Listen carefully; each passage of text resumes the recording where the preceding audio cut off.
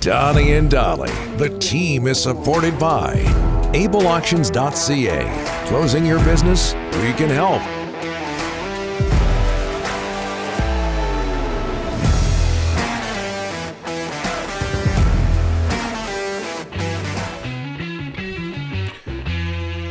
Thursday, and all of our guests today are brought to you by the Vancouver Giants. Following a 5-3 triumph last night in Victoria, the G-Men return home for the final home game before Christmas tomorrow night against Portland. Puck drop 7:30 p.m. at the LEC Friday.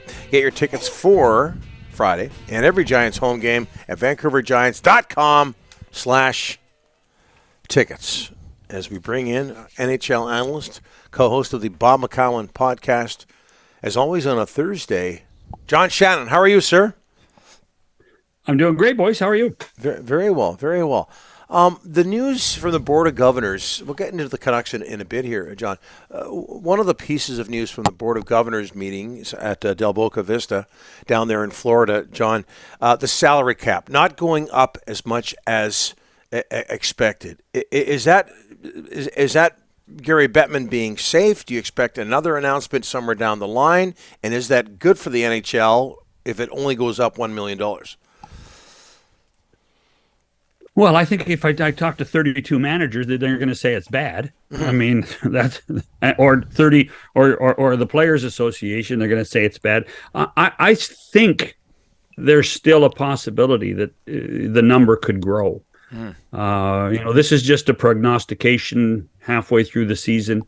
If revenues continue to grow and things continue to go in the right direction, I do think that it could get closer to that $4 million mark that Bettman suggested before the season started, or as the season started. He doesn't go out and make public statements like that about $4 million without knowing something. And I think at a certain time, a certain place, like this recent Board of Governors meeting, just be a little bit cautious. And then I wouldn't be surprised to see the number grow a little bit as the season progresses, or when they have the actual number put out with the Board of Governors meeting in June. Mm-hmm. It was just kind of strange because we heard the $4 million plus figure, something like that. Then he doesn't do that often, Donnie. Yeah, that's there isn't. I don't think there's any time that he speaks that he knows exactly what he's doing every time. So this to me was, just let's knock it back a bit for now, and then we'll get it back to that number when we need it. Yeah, no, obviously owners, GMs would like to see the cap increased. A lot of people imagine the players would mind it as well. But what about fans, John? I think there's only been 4 or 5, no blockbusters trades since the start of the season. Are there enough trades in the NHL right now, because that generates interest? Yeah, that's the problem is because trades in the NHL right now are almost like NBA trades, where it's dollar in, dollar out. Yeah, right? yeah.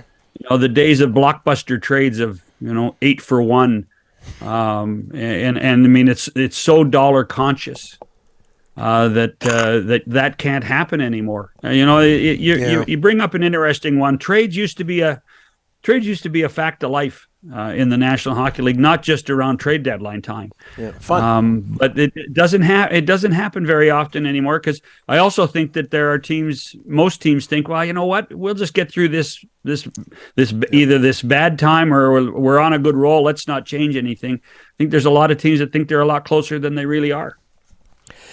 John, Alexander Ovechkin, 800th goal. There's only 2 that he's got to catch now. I mean, what a story this week. Just to watch him do it in Chicago was amazing. Well, I mean, I think he's the greatest scorer in the modern game. I never really saw Rocket Richard live. I've seen lots of film of Rocket Richard, but he's the modern day Rocket Richard. Mm-hmm. Yep. All the standards that we've created in the NHL for decades and decades and decades were built on Rocket Richard's numbers. 50 goals in 50 games, 500 goals. All these great milestones were built on the Richard model. And Ovechkin is on the verge of rewriting that. And he's got 894, so he's 94 behind Wayne. The question for me is can he do it in the next year and a bit? Or does he have to wait to November of 2024 to do it? John, the big story in Vancouver this week, Bo Horvat, obviously he rejected the Canucks offer, so where do we go from now? How do you see this playing out, John? Well, I mean, I think the relationship is the question I asked a lot of people is the relationship reparable? Can it be fixed? And I'm getting a lot more negative stories about it being fixed than positive ones. I think there is an expectation now that he will be moved, whether it's now or at the deadline, when it becomes much easier to acquire him because of cap space. But you have to think now, after all these discussions and everything that happened this week, that Bo's on his last journey as a Vancouver Canuck, which is sad for me. I thought he was a good hockey player in Vancouver and a good captain. But there's obviously a disagreement of what his value is. And in essence, they're saying that if we're going to invent this team again, and I say they, I mean Canuck management, if they're going to invent this team again, it will probably be without Bo Horvat. John, we're around the same vintage. I know you've seen more of Alex Ovechkin than Gordie Howe, but they're being talked a lot together these days because of the all-time scoring leaders situation. In their prime, if all things were equal, who would you take, Gordie or Ovi? Not a bad question. That's a hard question. But I would take Ovi right now. I really would. He's Howe in his time played a different game.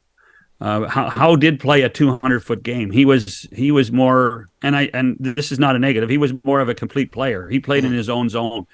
His longevity was how he got to where he was with 25 years with in the NHL. Ovechkin is a pure goal scorer, and it took him 14 years to learn how to be a teammate. It took Barry Trotz and his philosophy of the game to turn Ovechkin into a champion.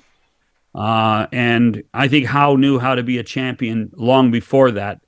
But that said, if I wanted to build a team, sell tickets, and I had a choice between the two right now, I'd take the magnetic personality of Alexander Ovechkin. John, speaking of magnetic personalities, you join us every Thursday. We thank you so much for this. Appreciate it. We'll talk to you next week. I will. By then, we're going to have our Christmas presents all wrapped, Of course. Yeah, yours is on the way. Yeah, right. Well, you got your mug, right? So that's it, right? Oh, you no, got the mug's great. Yeah. The mug is the best. Even got my name on it. Yeah. Yep. Even got my name on it. Yeah. That's impressive. Special. Yeah. Golf balls next year. Promise. Wow, you can't drink those. Yeah. You got company there. Thanks, John. Cheers.